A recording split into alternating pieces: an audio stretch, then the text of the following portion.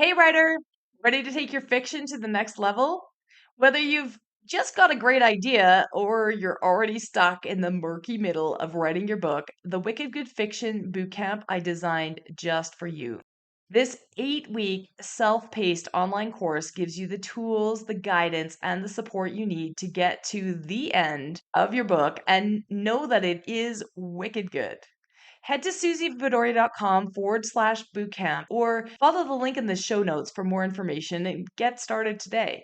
I'll see you inside where I'll be there to support you as you comment and share your work throughout the course.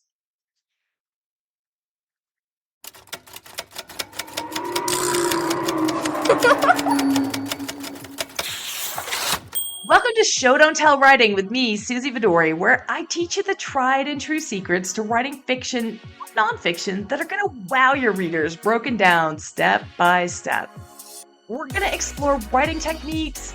I'm going to show you a glimpse behind the scenes of successful writers' careers that you wouldn't have access to otherwise. And I'm also going to coach writers live on their pages so that you can learn and transform your own storytelling. Whether you're just starting out, you're drafting your first book, you're editing, or you're currently rewriting that book, or maybe even your 10th book, this show's going to help you unlock the writing skills that you didn't even know you needed, but you definitely do. I'm so looking forward to helping you get your amazing ideas from your mind onto your pages in an exciting way for both you and your readers so that you can achieve your wildest writing dreams. And you're going to also have some fun doing it. Let's dive in. What can I say about my guest today, Phyllis Heintz? Her new book just released in March of 2025. It's called Bedside: Nurses, Miracles, and Medical Breakthroughs. I invited Phyllis on the show because her story is absolutely extraordinary. She has a long career spanning 5 decades in nursing and medical, and starting as a candy striper in 1969, working at the bedside, and then working her way up, getting her PhD, working in nursing administration and administrations in hospitals, and then teaching at California State University at Bakersfield.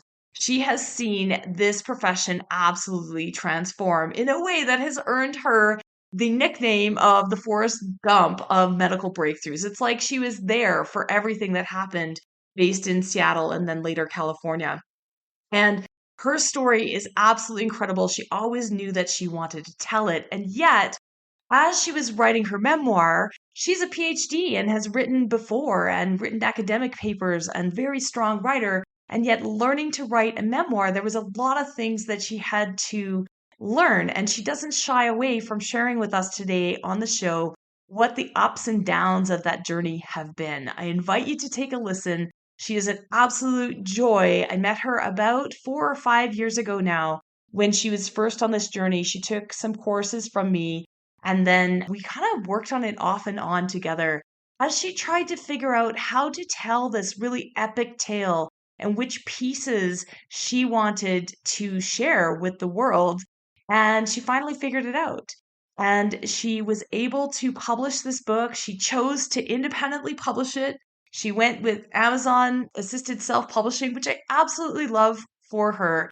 It's the right choice because she is so ambitious and so capable, and her story is just beginning. She is a sought after speaker for many, many audiences, but specifically for the nursing profession as it is evolving. And she wants to share and make sure that those lessons are not lost. Take a listen. Welcome, Phyllis. Thank you, Suzy. It's nice to be here. Oh, we're here to talk about your new book that just came out, Memoir. I can't wait to talk about it. I haven't got all the skinny, so this is going to be the first time that I've heard a lot of this. But yeah, your book, Bedside, which is Nurses, Miracles, and Medical Breakthroughs. Excited to talk about it. Thank you. So tell us a little bit about the call to write this book, because when I first met you a few years ago, you'd already been working on it a bit. What did it feel like when you were like, "Oh my gosh, I think I need to write this memoir"? What happened and what did that feel like? Well, nursing is such a wonderful profession, and it's hard sometimes to have longevity in the profession because it's also probably one of the hardest because you're right Yeah. there for life and death. And I spent a fair amount of my career bouncing around, basically. It's what I put in my description of the book, it's like the playfulness of oh, the places you'll go with the serendipity of medical history with Forrest Gump. So, so I worked critical care for a while, and then I worked in dialysis, and then I missed critical care. So I went back. And critical care for me was very emotionally difficult, because you really are with people at those very difficult times. I Yeah. enjoyed it a lot, but it wore on me. So I would bounce back and forth. So really, my resume is many pages long because I would go, I spent time in hospital nursing and then out of hospital nursing. Then I was a nurse exec and all the different layers of education that I went through. So the last dozen years of my career, I was teaching at Cal State Bakersfield in the Department of Nursing. And so I'd take students into the clinical area. They'd work 12-hour shifts. I'd take them off the floor for about an hour to do their lunch break, and we debriefed about their patients. And one of the ways that some of them would stall, they'd say, Dr. Heintz, please tell us another story. And so I started telling all these different stories from all these different times in history that related to the patients that they were seeing today. And, so many of them said, you need to write a book, and I thought, yeah. And then after I was getting close to retirement, I thought, yeah, I should write a book, just for fun. Yeah. And was it fun? It was fun. It was really fun. And I'm a qualitative researcher. And so I scoured because I had the outline of what I wanted to say based on my memory. But, those were like 1969 memories. So I had to go Yeah. back and really see if that all matched. And the beauty of being at the ground floor of a lot of the things that happened in medicine, really 1969 was a critical moment. The space shuttle went off, and all of a sudden we had the technology to keep people alive in space.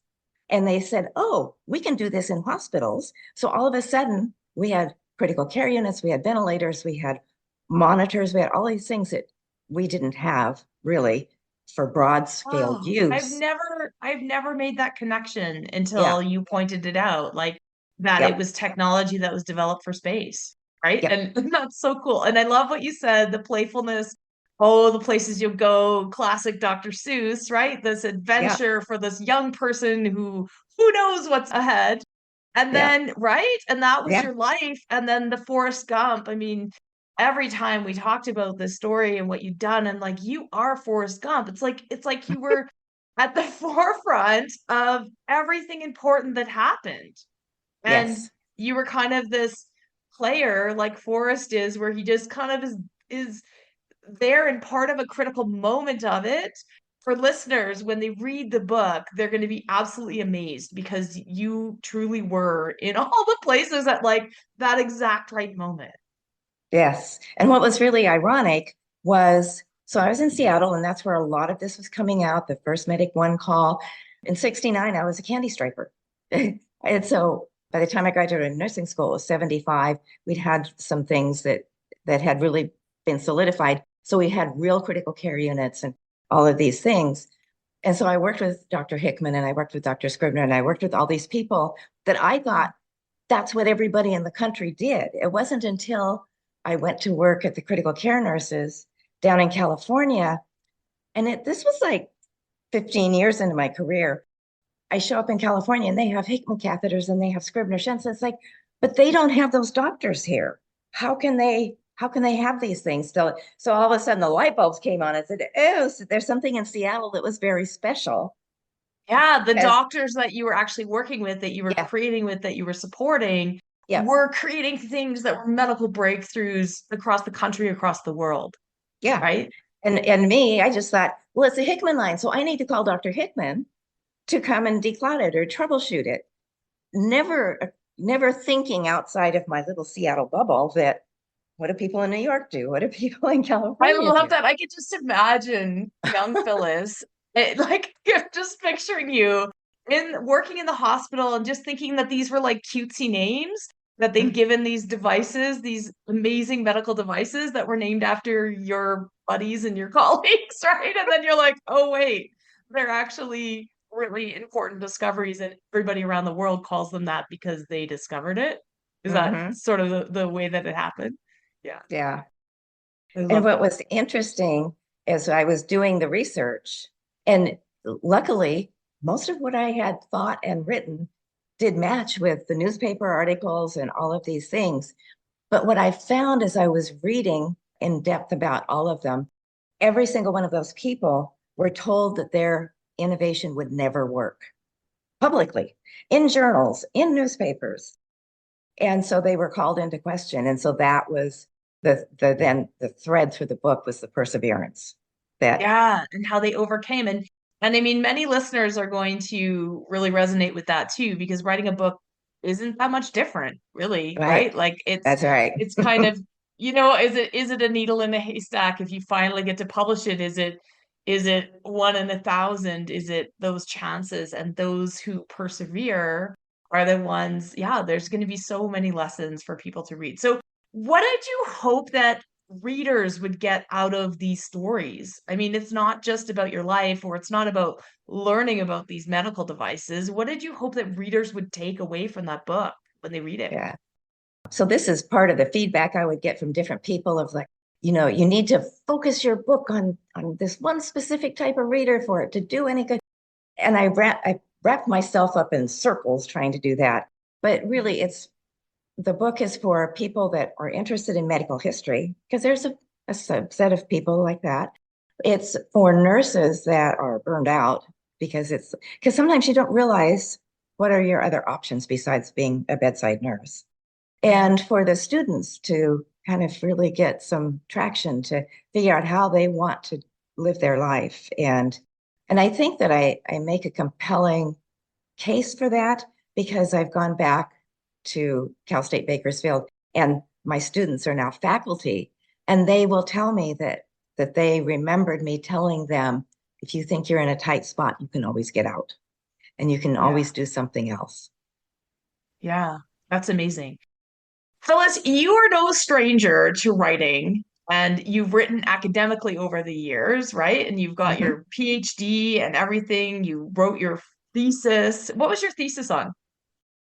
It was on lesbian executives and how they manage their multiple identities in the workplace. So the concept I worked with was intersectionality.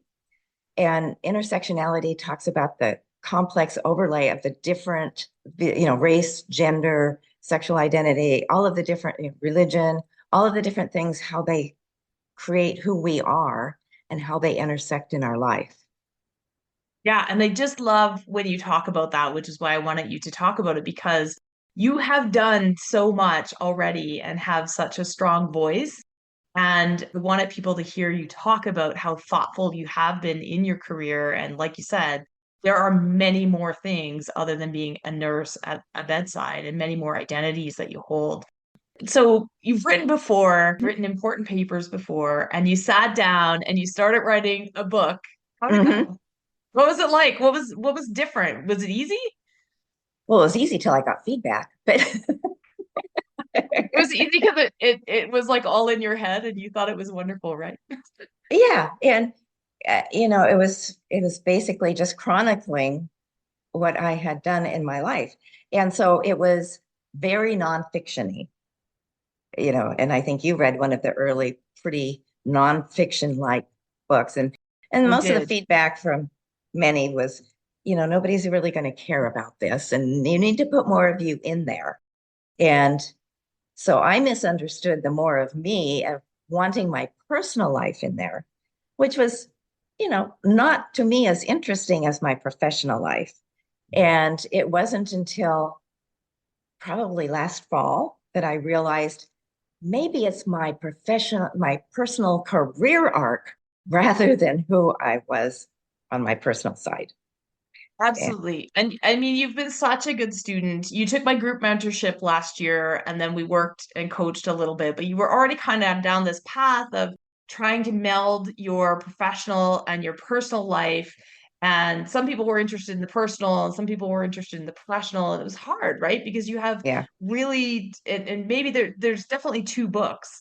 And yeah, so at some point, you realize that you could do that. And your personality, like you could do that with your professional arc. And your personality comes through in the voice, right? And Mm, so when people are saying we want more of you, it doesn't mean necessarily because memoir is not doesn't have to be and shouldn't be cradle to grave. It's not everything that ever happened to you in your life. And writing a memoir is not an all access pass into everything that's happened to Phyllis, right? hmm You get to pick and choose, and you get to decide what it is that you're bringing forward and what is that moment that you want to, or that journey that you want to share. We all go through hundreds of journeys. I hope thousands of journeys by the time I leave this world, lots of different journeys. So, which one you want to highlight? And it took you a minute because you were trying to sort of do them all. Is that fair? hmm Oh, that's fair because, okay, so I'm a Taurus, so I've been told I can be stubborn. And and See that. I could see that. and the people that would say, these are two different books. I heard that all the time. I said, but I lived the one life. So why can't it be one book? Yeah. And it wasn't until I was kind of pushed to the edge of really digging deep into my personal life, I thought, I'm really not interested in doing that. And so I actually went and stripped everything out of my memoir that had to do with personal. And what I did is I put the attributes that I wanted into my career. And Yeah. then it all fell into place. Then within months, I had it done to Wow. where I could I love publish that it. clarity. Yeah, and it's those decisions. And I like to say, early on when we're coaching, you can change your mind about a decision, but I'm going to like try to force you to make a decision because until you make that decision, you Yeah. can't move forward, right? So as long as you're trying to put everything into the book, it was hard to finish. Is that fair to say? Yeah. Yeah. And so the moment that you made that decision and you could have backed away from it, and now you have all that personal stuff that you wrote and explored, and you did understand that arc, and so you were able to weave it back through, I'm assuming, right? Right. I haven't read this new version. I'm excited to read it. But yeah, you kind of weave it back through, and then it all fits with that professional arc as well, without having to dive into the parts that you weren't really interested in sharing. Right. Right. And that gave me the space to actually then do kind of a side discussion about, here's what I learned personally in that career with each Yeah, I thing. can't wait. I'm actually going on a trip next week and I'm bringing your book with me. I'm reading it. Yay. Ah, thank you. Can't wait. I can't wait. I'll report back. But yeah, so what are the biggest things that you learned? You talked about, doing, and I've never really called it this, but I love what you just said. It was very non-fiction-y or like documentary type or academic when you first did it. And then hmm you wanted to turn it into something that was readable from start to finish and have that arc. Because a memoir, when it's done correctly, it reads more like a novel. It doesn't have to have all the ups and downs and the twists and turns that a novel has, because obviously it's your life. It doesn't have to be perfect, but it has to have a little bit of an arc. So, hmm what are the biggest things that you learned about how to take it from that, what you're calling this non-fictiony draft, into what feels like a cohesive book, which is what you've published? What were the biggest takeaways for you or the biggest things that you had to learn? Well, having the thread of perseverance really helped with that. And so I had been so focused on all of they're mostly physicians. There are two that are really thought leaders that they're also influential um, in my career.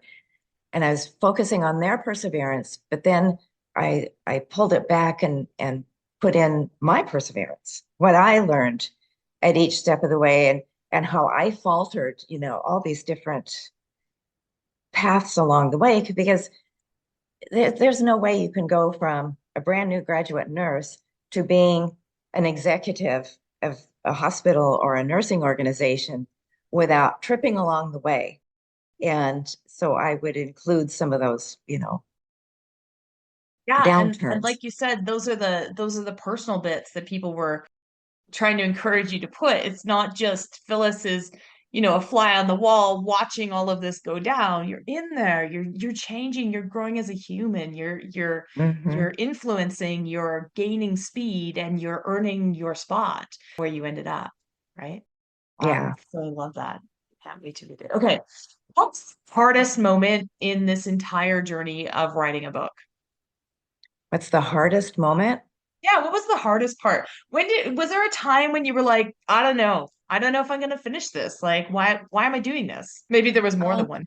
I don't know that I ever gave up on it because I just really felt like it was such an important story. Yeah. Because, I'm not 25 anymore. And there's some of these medical miracles. I mean, they're truly miracles. When you can bring somebody back from being dead, restart their heart, I call that a miracle. And what's happening now is so the book's in parts, and the last part is called Precious Medical Miracles in Peril. And so what really, I think, pushed it forward was watching some of the counties around Seattle that started to defund their Medic One. And because people say, oh, there's always going to be somebody around to restart your heart. And it's like, no, if we don't have the people there to do it, it's not going to happen. And the vaccine hesitancy from COVID and all of that. And now it's even escalating more. And just so that was the other part of wanting to capture it was I don't want that all lost.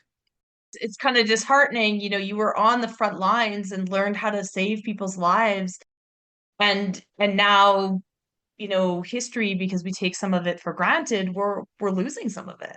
Right.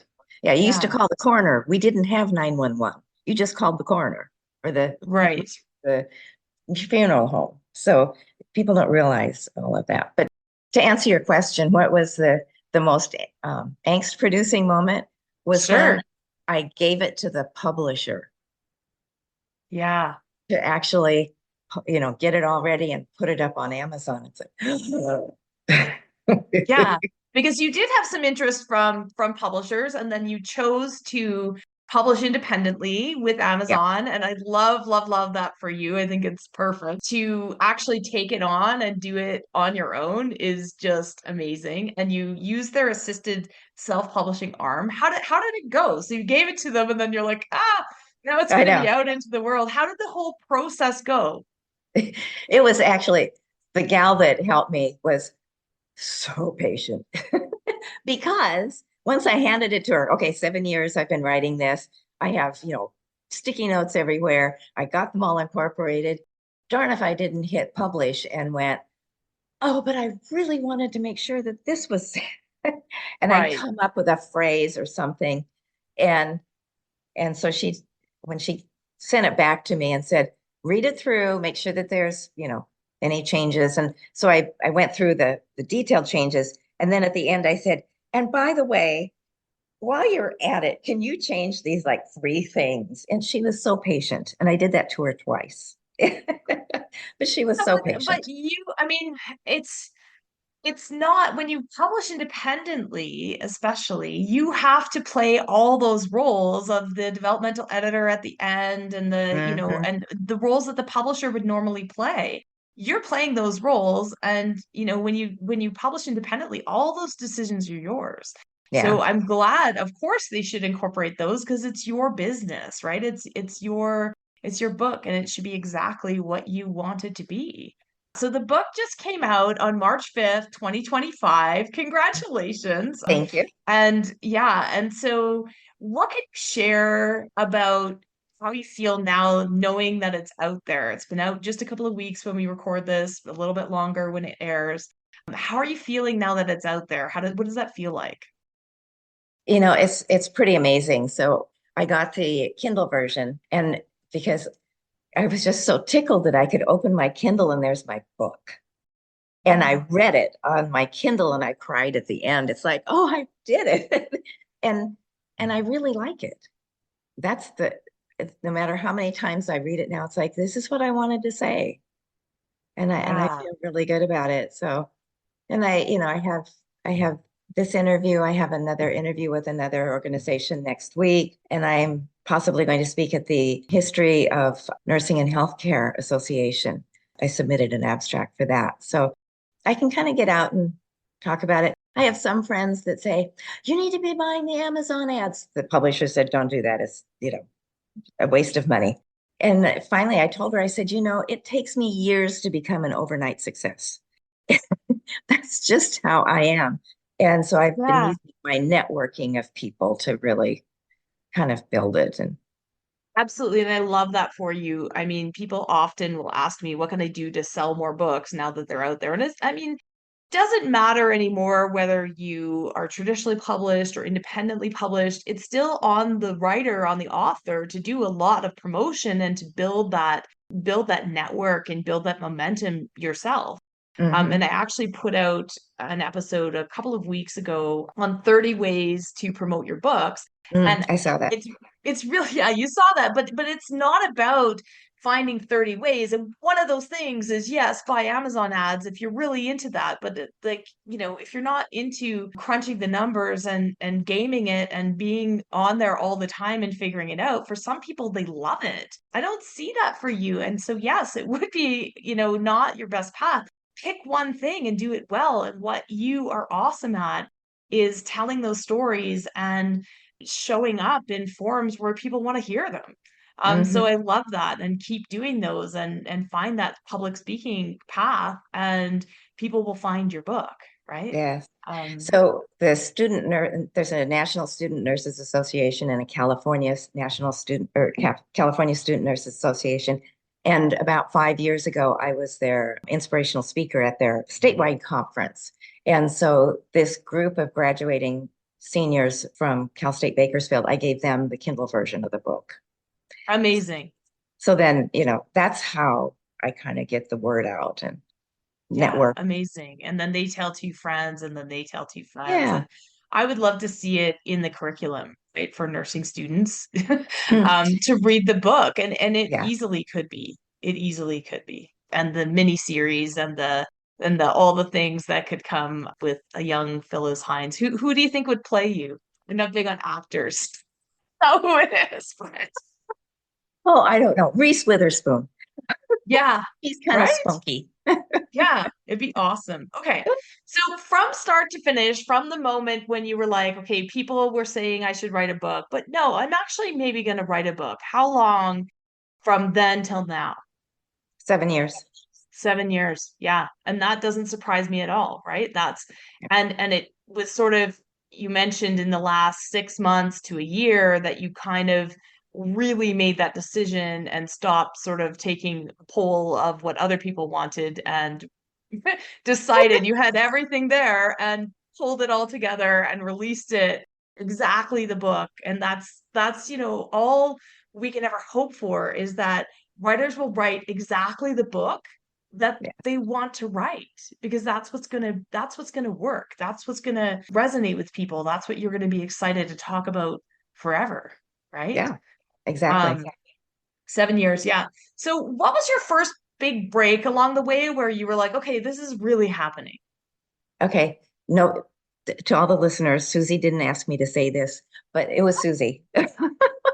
Oh my Um, goodness, no, I didn't ask you to say that. yeah, I know. Because maybe 5 years ago, how long have we been working together? 4 or 5 years, probably. Yeah. I had I had submitted my manuscript to a book editor, book coach that was supposedly well known. And the feedback she gave me was just brutal. It was just, I mean, I already had a master's degree where I did a thesis and I had a dissertation from being a doctorate. And, clearly I can string a sentence together, but you wouldn't know it from the feedback she gave me. And Oh, I and i'm sat with so that. I know. And I'm so um, sorry that that happened to you. And it does happen in our profession where people think that their job is to tear writers down. And, yeah, really it's to figure out, okay, what are we working with? What are you trying to do? And how do we get you there? Right. yeah. So I'm very grateful that I found you. I'm not sure how I found you, but I found you when you did the first developmental edit. We're halfway through, I think, and you said, could you please send me the feedback that other person gave? And Yeah. you were able to translate it Yeah. because I had just shut her out. Because, I mean, at one point I split an infinitive and it was just like, don't ever do that again. It's like, who gives that feedback?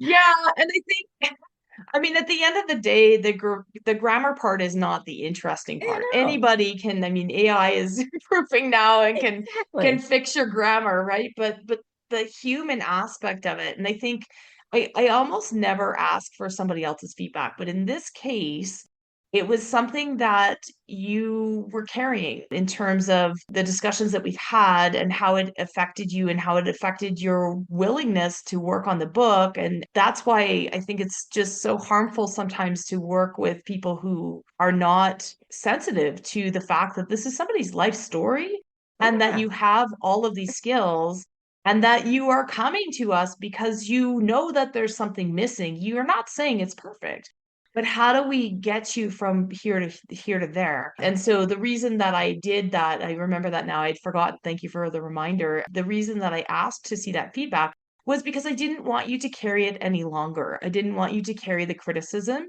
I wanted to look through it, and I do this sometimes. I'm a little bit cocky because I think that I can read between the lines, and I can. I've seen thousands of these types of feedbacks and take a look at it and just say, okay, you know, I know you took it like I can't write, everything is crap and all the things, but here's what's actually being said and here's how you can apply it. And I think that's what I did with you, actually, if I remember It was. correctly.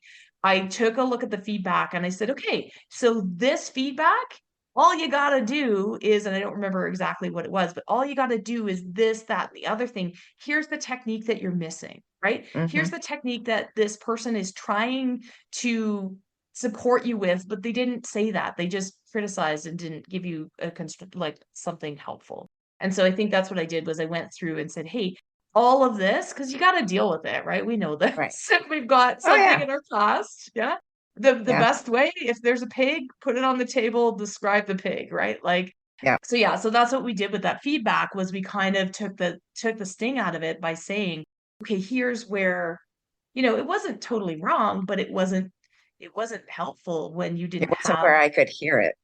Yeah, but it wasn't helpful because you didn't have, once we write, we don't know what we don't know. And you're a talented writer. This is the thing. Thank But you. writing novels is different. And I work with people who've written screenplays that don't know how to write a novel. And I've worked with people who've written dissertations who don't know how to write a novel and all the things. And you just break it down and you support that person, you help them figure it out Hmm. instead of breaking you down.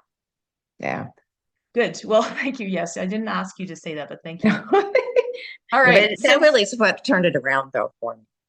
yeah. I felt like I could do it again. Yeah. Yeah.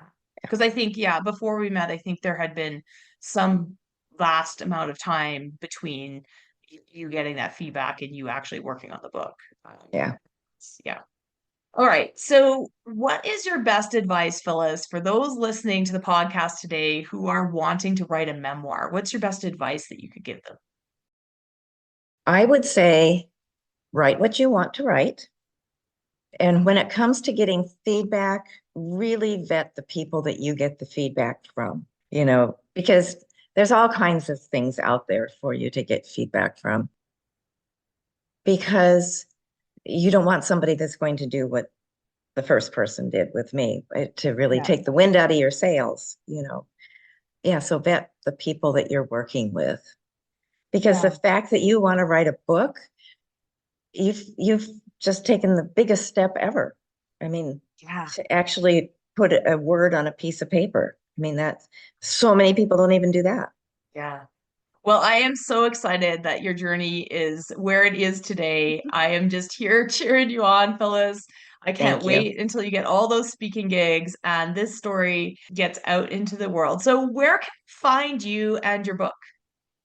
It's on Amazon and it's called Bedside because there wasn't any other book out there called Bedside. But when you search, if you just search Bedside, it comes up with, if you're not looking in books, you have bedside tables, you have bedside, all these other things. So do Amazon Bedside Nurses, and Okay, that'll really Amazon, take you right. Amazon bedside nurses, and we'll drop a link in the show notes too. Okay. Everybody, this book, if you Want to meet the nursing equivalent of Forrest Gump and all the things that have happened through the years. It is a really fun, exciting adventure that Phyllis has gone on, and it's not over yet.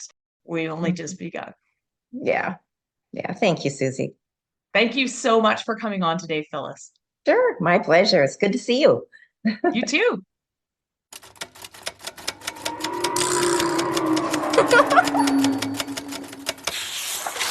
Thanks for tuning in to Show Don't Tell Writing with me, Suzy Vidori. Help me continue to bring you the straight goods for that book you're writing or planning to write. Please consider subscribing to this podcast and leaving a review on Apple Podcasts, Spotify, or wherever else you're listening. Also visit suzyvidori.com/newsletter to hop on my weekly inspired writing newsletter list, where you'll stay inspired and be the first to know about upcoming training, events, and writing courses that happen in my community.